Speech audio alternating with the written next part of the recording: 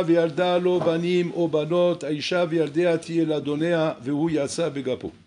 Donc la Torah nous amène ici un passage très surprenant, qui est la mitzvah, le inyan du Eved Ivri. Le Eved Ivri, Rashi ramène sur place là-bas que quoi? Qu'il s'agit d'un bonhomme qui a volé, il a volé, et qu'il n'est pas en mesure de rembourser le vol qu'il a fait. Bien sûr, la Torah demande la shiv et gzela, il faut rendre le gezel à Shel Gazal, et quand il rend la gzela, alors automatiquement il est pardonné. Après il doit faire tchouva. Mais là on parle d'un bonhomme qui n'est pas en mesure de payer le vol qu'il a fait. Il a fait une magouille, et il n'a pas de quoi payer la magouille, il n'a pas de quoi rembourser la magouille. Donc, maintenant, qu'est-ce qui se passe? Le Beddin, il juge l'affaire, et le Beddin, quand il voit que le bonhomme n'est pas en mesure de payer la magouille, qu'est-ce qu'on fait? On le vend comme un Eved-Ivri. Donc c'est-à-dire qu'on va remplacer l'argent qu'il aurait dû rembourser en travail. Tu ne peux pas payer, alors tu vas travailler. Tu vas travailler chez le Hadon, à qui tu as volé par exemple, et tu vas travailler chez lui pendant 6 ans. 6 ans de travaux forcés. Tu vas travailler chez lui. C'est-à-dire qu'à l'époque, il savait travailler. La Torah, tu vois, maintenant tu mets en prison. Tu mets en prison, qu'est-ce que ça fait pour l'autre? L'autre, il s'est fait dévaliser le pauvre. L'argent, on ne sait même pas si on va lui rendre. Pour l'instant, on l'a mis en prison. Lui, il va apprendre en prison comment il faut voler pour ne pas se faire attraper. Donc ça va devenir un voleur professionnel. Jusqu'à maintenant, c'était un bricoleur, maintenant il va devenir professionnel. Et donc il va sortir de prison encore plus voleur que comme il est rentré. Alors que là, on ne fait pas comme ça. On le met comme un Eved chez la personne qui l'a volé. Et là-bas, il travaille. Il travaille, pourquoi? Pour rembourser la dette qu'il a volée, l'argent qu'il a volé. Et donc, il va se trouver chez le Hadon là-bas. Il a fait bon.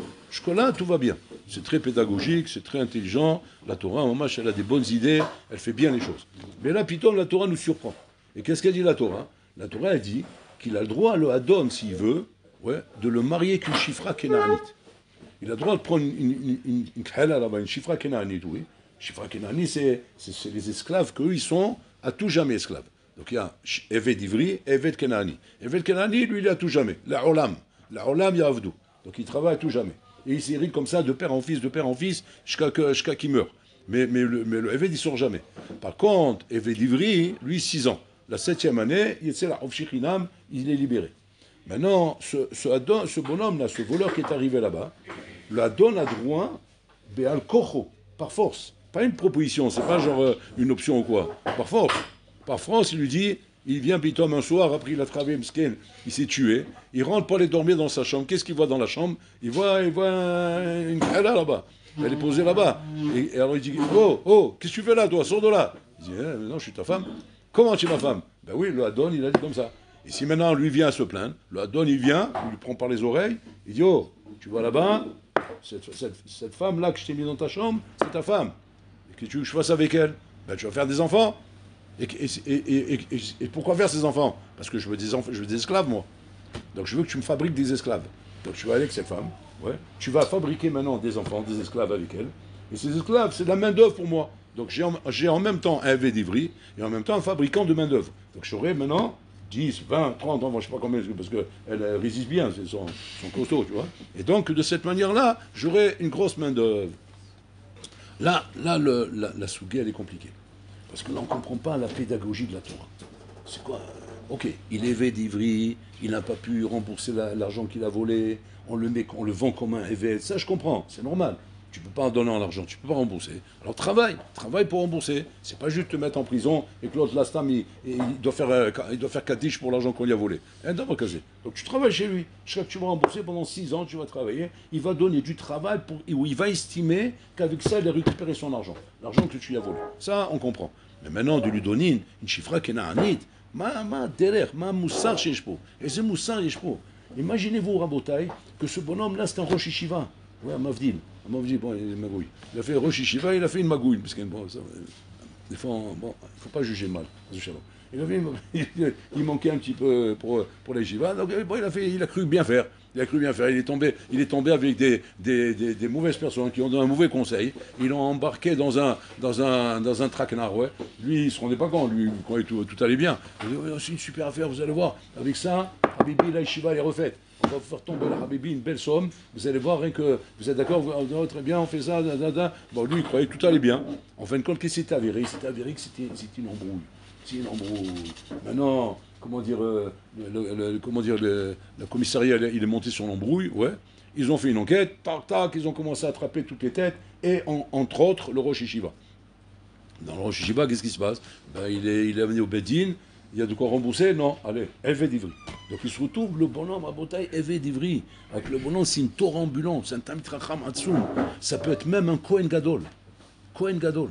Le bonhomme, c'est un Kohen Gadol. Il y a une tarbouche sur la tête comme ça, oui, avec la djellaba. Il sert au Beth Amikdash. Mamash, Kodesh Kodashim, Kodesh Kodashim. Et ce Kohen Gadol qui, normalement, n'a pas le droit de se marier avec n'importe quelle femme. Il lui faut des femmes spéciales, Betula, avec un yéhous, et pas une prostituée, et Balmena. On fait attention à ce qu'on lui donne. Là, Pitom, qu'est-ce qu'on lui donne à la bouteille? On lui donne une poubelle, on lui dit, va avec ça là. Mais attends, mais il va savoir, il est peut-être parti avec un. Il n'y a pas. Mais attends, il n'y a pas de Betula, c'est comme ça, tu prends ce qu'on te donne. Mais attends, tu ne respectes pas les valeurs. Je suis un Kohen Gadol, moi. Il n'y a pas de Kohen Gadol. Rentre dans la pièce. On le ferme là-bas. Voilà, et à demain matin. Donc le bonhomme, où est la moralité de la Torah là-dedans? Après, on veut bien que la Torah, effectivement, pour rembourser la dette, il a fallu le vol, il a fallu le mettre comme évêque. Mais c'est pas parce que tu l'as vendu comme évêque que tu as droit maintenant, comment dire, de bafouer les valeurs de cet homme-là. Parce que là, tu vas le briser. Tu vas le briser dans sa moralité, dans ses chiffres, dans sa shkafa. Un bonhomme qui est pur, qui est propre, qui est net, impeccable, il roulait piton, il se trouve, Habibi, tous les soirs avec une crêle à la main en train de je sais pas quoi faire, il va savoir d'où elle sort cette folle-là, il va savoir ce qu'elle va lui faire dans la nuit, qu'est-ce qu'elle va lui raconter, qu'est-ce qu'elle va faire, comment c'est passé. Elles ne sont pas du ch'titel, quoi, avec le soudard sur la tête, etc. Elle ne vient pas du Mélar, du Maroc, ou bien de Tunisie, de Djerba, elle ne vient pas des écoles Bet Yaakov, elle ne vient pas de là-bas, elle vient de la Cambrousse. C'est la jungle. Elle fait de la jungle, elle. Elle a vécu avec les singes là-bas. Donc elle ne connaît pas tout ça. Qu'est-ce qu'elle a dans la tête? Mais elle n'a rien dans la tête, c'est un problème. Elle n'a absolument rien. Elle a tout le contraire de toi. C'est-à-dire, toi, tu viens avec des chiffres, des marchavot, des ignanim. Elle vient, Habibi, avec Orlam Atarton. Il y a l'Orlam Atarton. C'est comme là, 20 minutes sous les mers. Et la Torah te dit, Balko Chacha, par force, tu vas te marier avec elle. Et par force, tu as des enfants avec elle. Quel but? Quel est le but, alors, écoutez bien. La Torah en vérité, il y aurait été sauf ta'ato chez la dame. La Torah descend jusqu'au plus profond du da'a de l'homme. Et la Torah elle relève ici quelque chose de très grave, qui est d'avoir volé. D'avoir volé, ça dénote rabotage chez la personne qui se dit soi-disant Kohen Gadol, Rosh Yeshiva, tout ce que tu veux. Mais qu'en vérité, il lui manque rabotage, comment dire, les valeurs basiques du respect de son prochain. Comment tu as pu voler ton ami?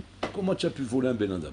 Va savoir cet argent que tu as volé, c'est un argent qui était prévu pour marier une Kala Yetoma, une Kala orpheline, qui n'avait pas de quoi se marier. Et cet argent, il a été mis de côté dans une enveloppe pour la marier. Tu as volé cette enveloppe, qu'est-ce qui se passe à cause de ça? On ne peut plus la marier. Voilà, elle va rester vieille fille toute sa vie, parce que le chidour, il a été cassé, parce qu'elle n'a pas de quoi se marier. Ou bien, cet argent, il avait été prévu pour faire un pidyon jouim, pour sauver des gens qui ont été pris en captivité. Tu as volé cet argent, les bonhommes, on n'a pas pu les sauver. Qu'est-ce qui s'est passé? Ils ont été tués, ils ont été exécutés. Encore parce qu'on n'a pas pu les sauver.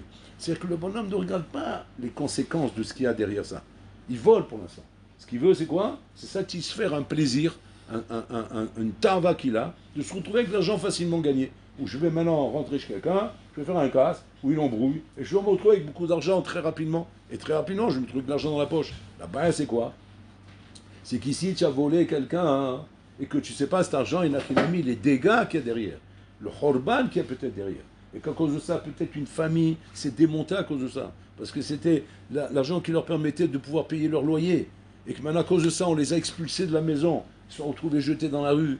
La femme, elle n'a pas pu supporter. Elle a pété un câble. Elle a fini en asile là-bas avec Fort Shaoul. L'autre, il se retrouve tout seul avec les enfants. Les enfants, il n'a pas pu s'en occuper. Donc, ils se sont éparpillés. C'est devenu des délinquants. C'est-à-dire, mamash, en khorban que le bonhomme a fait en prenant cet argent, sans savoir, Bichnal, qu'il y avait un khorban derrière. Lui, maintenant, pour lui, dans sa tête, c'est quoi le problème? J'ai volé de l'argent, on me demande de le rembourser, je n'ai pas de quoi le rembourser, ok, je vais travailler, mais ils ne se rendent pas compte du khorban qu'il y a derrière ça. Maintenant, la Torah, elle te dit comme ça. Quand la Torah veut corriger un Ben Adam, elle veut le corriger à sur tous les angles. Pas simplement de réparer le nézek que tu as fait, mais aussi de corriger tes hashkafot, de corriger la personne. Maintenant, tu vas me dire, pour corriger un Ben Adam, c'est simple, on va lui faire du moussard, on va l'expliquer, on va s'asseoir avec lui, on va l'expliquer. Non. La Torah estime que non. On ne peut pas se contenter uniquement d'expliquer un bonhomme en bataille qui a été mazik. tant qu'un bonhomme n'est pas mazik, tant qu'un bonhomme en bataille, le dégât n'est que dans sa tête. Il est simplement que Békoar. Il n'est pas Béporal. Békoar, c'est-à-dire, c'est des mauvaises idées qui trottent dans sa tête. C'est des marchavot. Alors, tant que c'est des marchavot, tu le corriges. Mida keneg mida, avec des marchavot. Tu fais du moussa, tu fais de la shkafa, tu lui donnes des conseils, etc. Tu le redresses, quoi. Tu le redresses parce que le bonhomme n'est pas arrivé à Shalom à se dégrader Béporal en action. Mais quand un homme est arrivé à un stade où Chaz et Shalom, la dégradation s'est fait Béporal, alors là, Mabotai, cet homme-là, il le corrige Mida keneged Mida. C'est ça le délai Mabotai. C'est Nora Bayom. C'est Nora Bayom. Quand un bonhomme est passé à l'action dans un domaine, la seule chose qui pourra le corriger réellement dans la vie, Rabotai, c'est pas chose, c'est l'action contraire. L'action contraire qui va lui montrer comment ce qu'il a fait en vérité, comment dire, est entraîné tel mal. Il faut que tu le voies le mal. C'est pas simplement quand on parle. Pas simplement que je te dis que regarde ce que tu as fait, regarde ce que ça va entraîner, regarde ce que ça va faire. Il ne peut pas comprendre. Mais pourquoi il ne peut pas comprendre? Parce qu'il est passé, il est allé trop loin. Il s'est dégradé déjà dans la chose. Tant qu'il ne s'est pas dégradé, tant que c'était simplement Bécoir dans sa pensée, on peut encore le corriger dans la pensée. Une pensée corrige une pensée. Mais une pensée ne corrige pas un acte. Quand l'acte a commencé, alors à ce moment-là, il faut que le bonhomme et l'Achinami, ils voient un match avec l'acte, comment la chose elle va se dégrader. Sauf si l'Achinami, c'est la chose elle venait d'une chouva personnelle, d'une avoda personnelle où le bonhomme de lui-même il fait la chose. Mais quand le bonhomme et l'Achinami n'a pas fait la démarche de corriger par lui-même, de s'arranger par lui-même, et qu'il est allé jusqu'au bout de son acte et de son dégât et du nézek, alors à ce moment-là, Vadaï qu'il faut, pour corriger, il faut qu'il passe par la chose. Qu'il passe par la chose et qu'il voie la totsa'a, les conséquences de son acte, les conséquences de son méfait, les conséquences du nézek qu'il a usé. C'est-à-dire, c'est Nora Bayom à Botaï. Comment Bolorlam Kaviechol accepte la tchouva de quelqu'un? Mais la tchouva va dépendre à Botaï jusqu'où il est parti. Et que si le bonhomme et l'Achinami n'est parti que jusqu'à simplement des pensées, des marchavot, alors simplement Bolorlam se contentera de marchavot pour dire tu as fait tchouva, tu regrettes ces pensées que tu as, ces marchavot raot, et donc avec ça, ça va se corriger. Mais quand le bonhomme il est parti jusqu'à l'action, il va falloir des actions pour le corriger. Mais il a fait tchouva, mais il faut qu'il voie un Achinami de ses yeux comment l'acte qu'il a fait ne peut pas lui rapporter. Parce que malgré qu'il a fait tchouva, il pourrait lui trotter dans la tête de croire ok, j'ai fait tchouva, ok, c'est pas bien de faire ça, mais lui, il le pense, comment dire, en marchava, mais pas en acte. En acte, il pourrait très bien penser dans sa tête que, sauf, j'ai kiffé, sauf, ça m'a fait du bien, sauf, j'ai profité de ça. Mais c'est sûr que c'est pas bien, parce que la Torah l'interdit. Mais quand même, j'ai profité. Non, il faut que même le profit, tu ne l'aies pas. Parce que tant qu'il reste encore, kaviachol, une approche envers la chose d'un profit quelconque, cette chose-là existe encore en potentiel chez toi. C'est-à-dire que le mal est encore là. C'est-à-dire le poison est encore là. Et alors qu'est-ce qui se passe? Roser Beniour.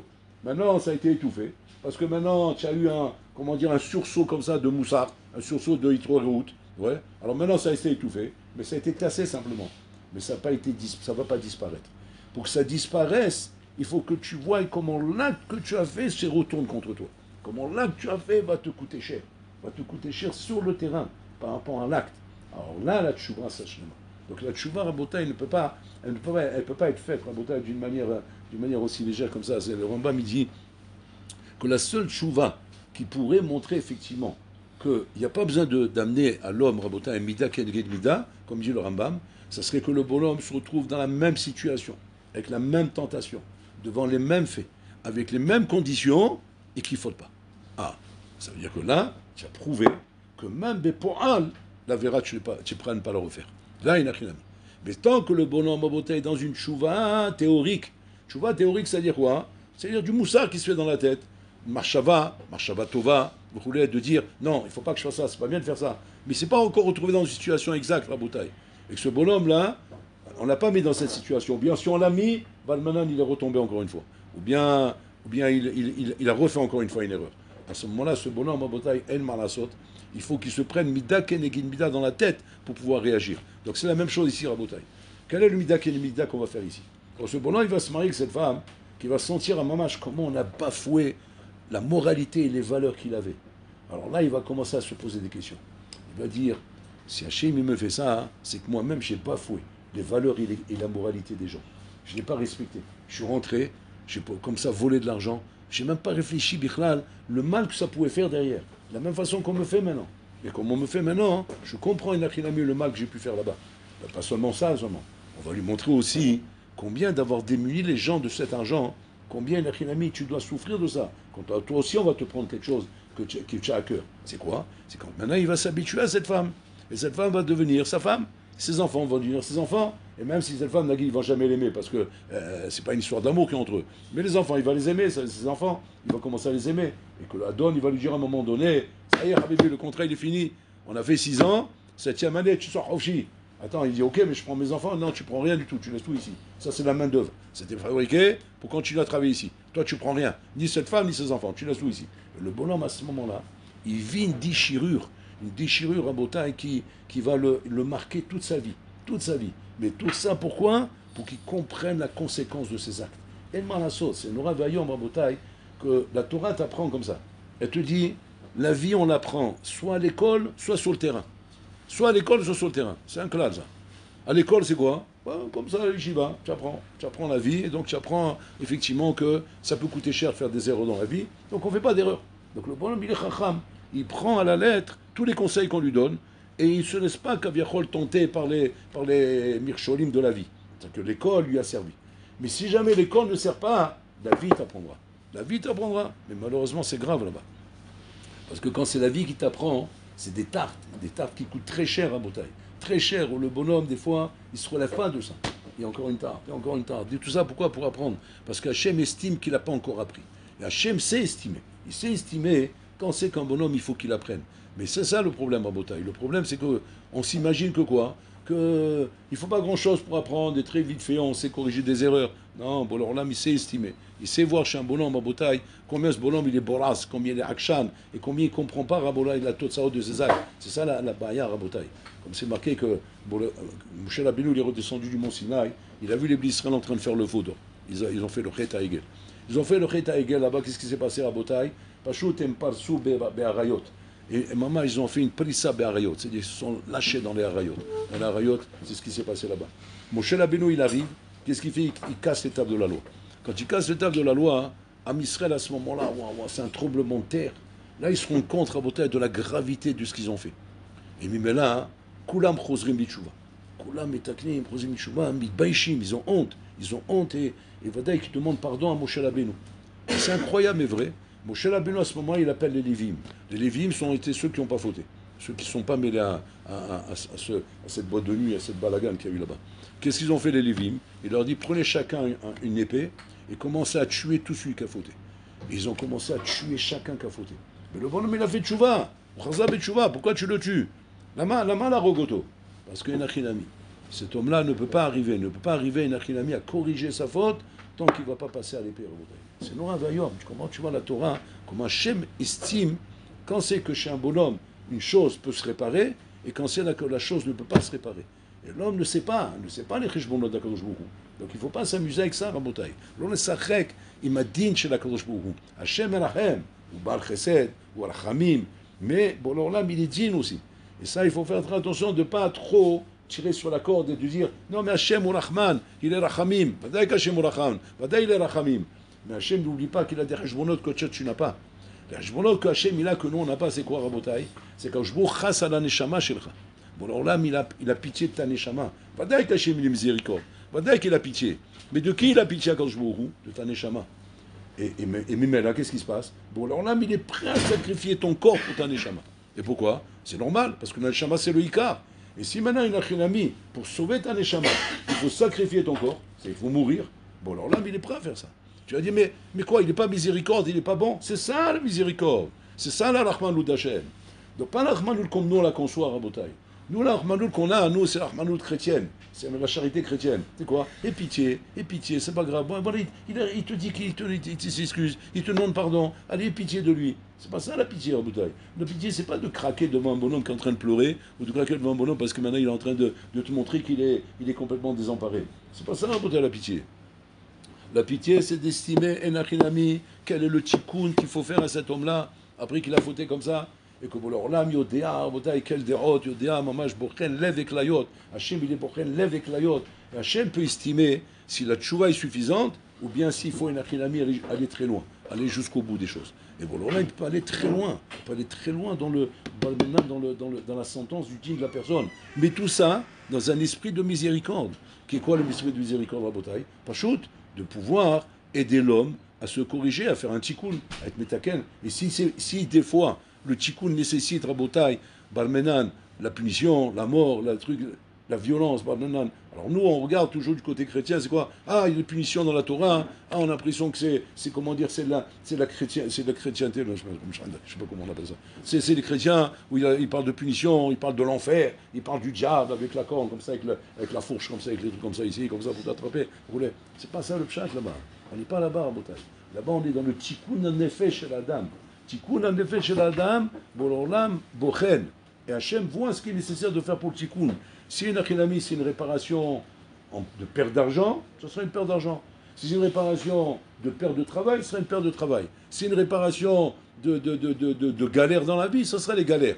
Et etc., etc. Et bon, alors là, il estime quelle est la réparation qu'il faut à cet homme-là pour que réellement il répare sa faute. Parce que bon, alors là, on ne se contente pas uniquement de réprimande, comme ils font chez les goïms. Simplement, on te fait peur, on te réprimande, on te met 5 ans en prison, on se dit, bon, on estime que quoi? Que le bonhomme, il s'est pris 5 ans, il va se calmer. Il va se calmer parce que, Rabotai, c'est une galère. C'est pas un kiff de se retrouver en prison à Rabotai, avec des voyous, avec des malades mentaux, avec des mahboulim, ces gens que tu croisais dans la rue d'habitude. Mais là, tu vas vivre dans la cellule avec eux. Alors, Rabotai, c'est pas un kiff, ça. Donc, normalement, le bonhomme, il va se calmer, normalement. Ouais. Et donc, on estime qu'avec ça, c'est bien. Mais très souvent, il se calme pas. Au contraire, il recommence Rabotai. Mais pourquoi c'est comme ça? Parce que le système Rabotai n'est pas capable de descendre dans le fin fond du nefesh et de savoir quel est le tikkun et la réparation qu'il faut faire. La Torah, c'est. La Torah, c'est, à Koshbroui, c'est comment descendre dans le fin fond du nefesh. Donc ce qu'un homme est en train de passer dans la vie, quand on voit des gens galérer, nous, qui ont des problèmes, qui ont des soucis, il ne faut pas s'imaginer Rabotai que pour leur l'âme est dur et qu'il est méchant des fois, ou bien des fois il ne pardonne pas, etc. Rien d'avoir casé Rabotai. Haché, justement, c'est parce qu'il est miséricorde, parce qu'il est bon, parce qu'il pardonne, que aussi se soucie du tikkun de la personne. Ma tikkun shelo. Quel tikkun il faut faire pour que cet homme-là soit réellement débarrassé de sa faute, soit un hommage propre et nickel de sa faute. Parce qu'à quoi ça sert? À quoi ça rime, Rabotai, de dire on est miséricorde, on est malachem, et qu'on vienne compte la faute reste chez cet homme-là. Si aujourd'hui, par exemple, à l'Aïshiva et Nachinami, on est miséricorde avec toi, on est gentil avec toi, mais qu'à cause de ça, qu'on n'a pas été sévère avec toi, à cause de ça, tu vas galérer dans ta vie. Tu vas galérer, tu vas payer là-bas, vraiment là-bas, tu vas payer cher là-bas. Parce que là-bas, Habibi, c'est plus la même chose. Parce que si à l'Eshiva, par exemple, tu te lèves pas, hein. Alors tu te lèves pas, ok, bon, tu t'es pas levé. Qu'est-ce que tu as perdu? J'ai perdu la tefila, j'ai perdu le chiot, j'ai perdu ça. Bon, ça va. Après, on va tirer les oreilles. Mais ça va pas aller plus loin que ça. Alors maintenant, tu vas dire, bon, normalement, il va comprendre. Il va comprendre, ça va s'arranger. Mais c'est pas Pachout, en bouteille. C'est pas Pachout parce que ce que tu n'as pas fait comprendre au bonhomme à l'Eshiva, la vie lui fera comprendre. Mais là-bas, ça va taper sec, là-bas. Parce que là-bas, quand tu vas travailler dans un boulot, par exemple, mais que tu as pris une mauvaise habitude de ne pas te lever le matin, et que maintenant, tu ne viens pas à l'heure au boulot, ou tu viens en retard, et le patron, pitom, il t'attend là-bas, il s'assoit dans ton bureau, et tu arrives dans ton bureau, tu vois le patron assis là-bas, tu dis, ça va, tout va bien? Asseyez-vous, monsieur. Jules, assieds-toi. Qu'est-ce qu'il y a? Qu'est-ce qui se passe? Ben voilà ton chèque, et voilà ta lettre de licenciement, et tu es renvoyé. Bon, il dit, mais comme ça, mais je suis un père de famille, j'ai des enfants. C'est renvoyé, c'est tout. Et ça, c'est la vie, Rabotai. La vie ne fait pas de cadeaux. Et encore ça, c'est gentil ce que je ramène. Mais la vie ne fait pas de cadeaux, Rabotai. La vie t'amène à comprendre ce que tu n'as pas compris en théorie. Alors, on va te le faire comprendre en pratique. Et ça, Rabotai, ça, il ne faut pas attendre. Il ne faut pas attendre le moment de la pratique pour commencer à se réveiller. Parce que là-bas, c'est trop tard. Parce que là-bas, les tartes, elles commencent à venir. Il faut se réveiller tant qu'on est encore dans la théorie. Tant qu'on est encore sur le stade de dire je suis sur le terrain d'apprentissage. S'il y a des erreurs à faire, fais-les maintenant les erreurs. Ok, l'erreur est humaine. Mais corrige au fur et à mesure que tu avances. Parce que si jamais l'erreur qui est humaine, bataille, mais à la fin elle devient rabotaille, elle devient pas, c'est pas simplement une erreur, ça devient un shol moad. Donc c'est plus une erreur. Parce qu'au début c'est une erreur, parce que c'est normal, on n'est pas, comment dire, averti de chaque erreur, on est encore jeune. Mais au bout d'un moment, ça devient shol moad. Et là, la baïa commence. Là, le problème, il commence. Mais alors, le problème, il commence où? Pas maintenant, pour demain. Demain, ça va être le problème. C'est demain que tu vas payer cher pour toutes ces erreurs que tu n'as pas corrigées dans ta jeunesse. Et ça, Rabotai, c'est pour ça qu'il disait Shlomo Amer, il dit comme ça. Tissa et ta'ol bene orecha, shelo titbayesh ziknatecha. Porte le rôle tant que tu es jeune, que ta vieillesse ne va pas avoir honte de ça. Pourquoi? Parce qu'après, après ce qui va se passer, c'est quoi? C'est tous ces bonhommes en bataille qui ont pris de l'âge, mais qui n'ont pas porté leur rôle dans leur jeunesse. Parce qu'ils croyaient qu'ils avaient le temps, ils croyaient qu'ils pouvaient corriger plus tard. Et donc ils ont attendu, puis Tom, leur jeunesse, leur vieillesse leur fait honte. Leur fait honte pourquoi? Parce que c'est des bonhommes qui sont loupés dans la société, ils sont loupés dans leur vie. Ils sont loupés dans leur vie et quand on les rencontre, on leur dit, nous, qu'est-ce que tu fais? Rien de sérieux. Quoi, à ton âge, il n'y a encore rien. Quand ton âge, tu n'as pas construit quelque chose, tu n'as pas fait quelque chose encore, tu n'as pas été bonnet. Il y a un âge où on doit être bonnet à Botaï. Un âge où on doit avoir un binyan, on doit avoir quelque chose. Tu as des bonhommes à Botaï, ils arrivent à la 40, cinquantaine, ils n'ont pas fondé de foyer, ils n'ont pas d'enfants raisonnables, ils n'ont rien. C'est le Bronx, c'est le Bronx. Le Bronx, c'est-à-dire tout est cassé, tout est démoli. Des bonhommes, des épaves de la société. Des épaves de la société, un âge où il ne peut plus rien faire, le bonhomme. C'est cruel. Ça fait peur quand on regarde le monde comme ça. On dit, bon, là, c'est cruel ce monde. Le monde, il est cruel. Il est cruel à tes yeux, parce que toi, tu as un regard chrétien, toi. Mais Bola-Olam, il est hyper gentil. Pourquoi il est hyper gentil? Parce que Bola-Olam, il est en train de l'aider à ce bonhomme, de l'aider de voir de ses yeux Rabotaï l'épave qu'il est devenu. Et que seulement comme ça, il pourra se réveiller. Peut-être. Sinon, Hadgadia, prochain Gilgoul. Ça recommence. Avec d'autres conditions. Bola-Olam, il pas shoot. Il n'a qu'une matara Hachem, c'est amener l'homme à son tikkun, amener l'homme à se réparer, à se corriger à Botaï. Et tout ce que tu ne répares pas aujourd'hui, tu devras le réparer demain. Donc c'est pour ça qu'à Botaï, il faut être, comme on dit, chacham, roet anolad. Chacham, roet anolad, je dis attention, la vie montre ça. Et on le voit dans la vie. C'est une chazaka, c'est une mitzvah. Il ne faut pas jouer, la vie, ce n'est pas un pique-nique. On peut jouer, mais on peut jouer une fois qu'on a fait son devoir. Une fois qu'on a fait son devoir, il faut que tu en règles, là maintenant tu peux te détendre. Mais il ne faut pas faire la cigale. Parce que la cigale, Habibi, elle s'est retrouvée en hiver, la langue pendue, ouais, sans avoir de quoi manger. Et en train d'aller pleurer chez la fourmi. Et ça, en Botaï, c'est pas stam. C'est pas que dans la fontaine qu'on raconte ces histoires, c'est dans la mission de la vie. Dans la mission de la vie, à Botaï, il y a beaucoup de cigales, malheureusement. Et ces cigales, à Botaï, elles ont joué de la guitare quand elles étaient jeunes. Mais à la fin, Habibi, on leur a joué de la poêle sur la tête, à Botaï, des coups de poêle sur le crâne.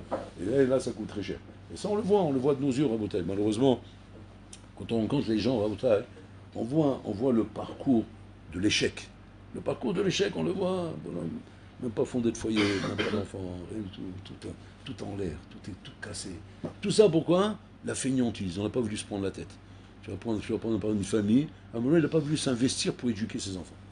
Pas voulu se prendre la tête. Ah non, mais j'ai mon foot, ah non, j'ai mon truc, ah non, j'ai ma sortie, ah non, j'ai mes copains, ah non, j'ai un truc là, il l'a délaissé. Maintenant, ça ne se voyait pas, quand ils sont petits, on ne les voit pas, ils sont tout mignons, comme ça, tout petits, comme ça, on ne les voit pas à Rabotaï. Mais ça pousse. Ça pousse, ces petits, ils poussent après. Mais après, ça devient quoi? Ça devient des adolescents. Et après, il y a la crise d'adolescence. Après, il y a des crises, et les crises, et les crises, et les crises. À la fin, ça devient quoi, Rabotaï? Mais ça devient le Harlem, ta maison.